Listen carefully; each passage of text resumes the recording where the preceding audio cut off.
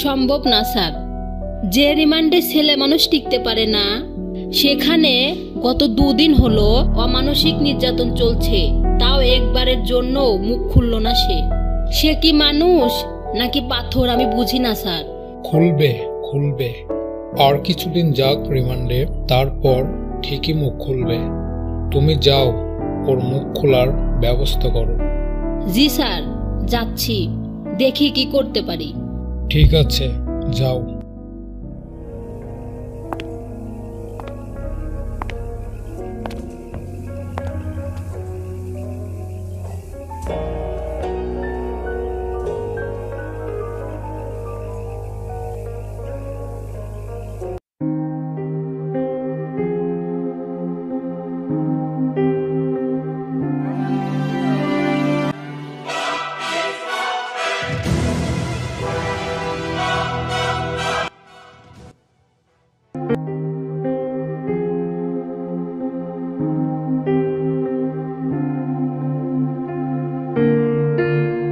দেখ, শেষবারের জন্য বলছি, সব সত্যি বলে দে।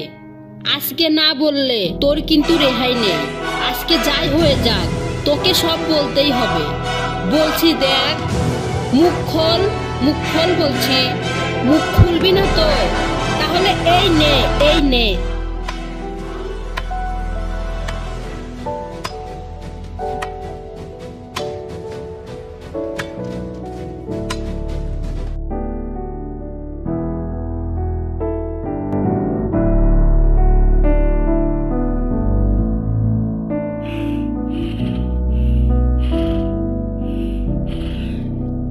আর পারছি না আমি।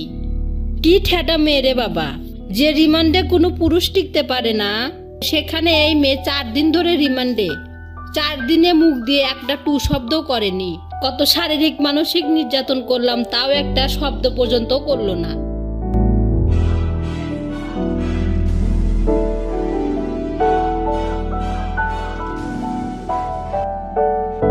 এটা কি মানুষ নাকি পাথর, যে পাথরে রক্ত ঝরে কিন্তু জবান খোলে না?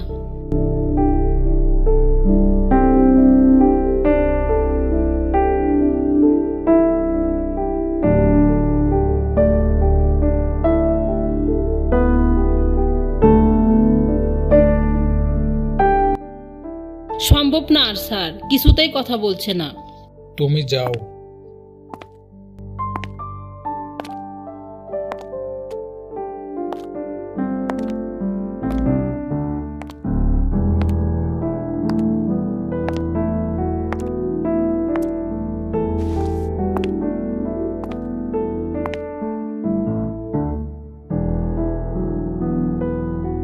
আপনার সাথে আজ আমার প্রথম দেখা।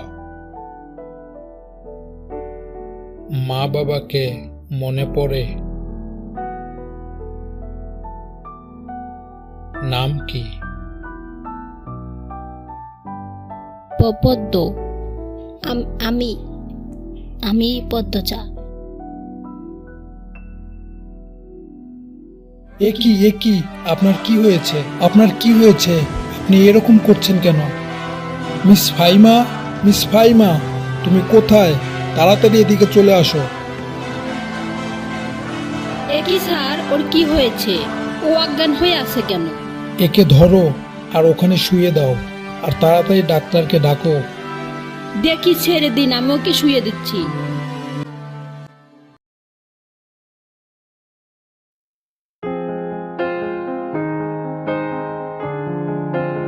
ওনার কি হয়েছে ডক্টর? হঠাৎ করে অজ্ঞান হয়ে গেল। আসলে অধিক পরিমাণে অত্যাচার সহ্য করতে না পেরে অজ্ঞান হয়ে গেছে। এখন আর কোনো ভয় নেই, আমি ওষুধ দিয়ে দিয়েছি, এগুলো খেলে সুস্থ হয়ে যাবে।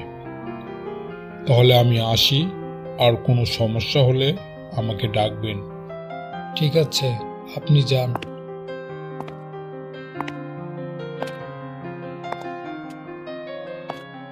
ওই তো ওনার জ্ঞান ফিরেছে।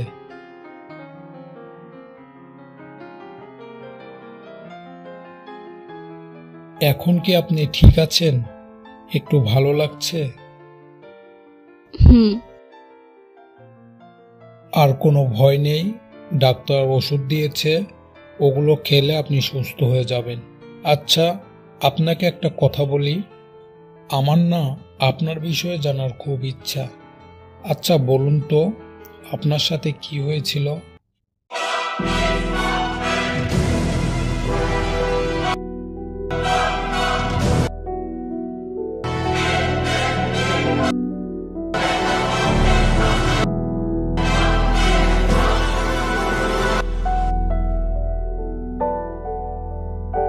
আমার সাথে যা হয়েছিল তা জেনে কি করবেন স্যার? একটা কথা আছে জানেন তো, গল্প সবারই থাকে, আর আমার জীবনের গল্প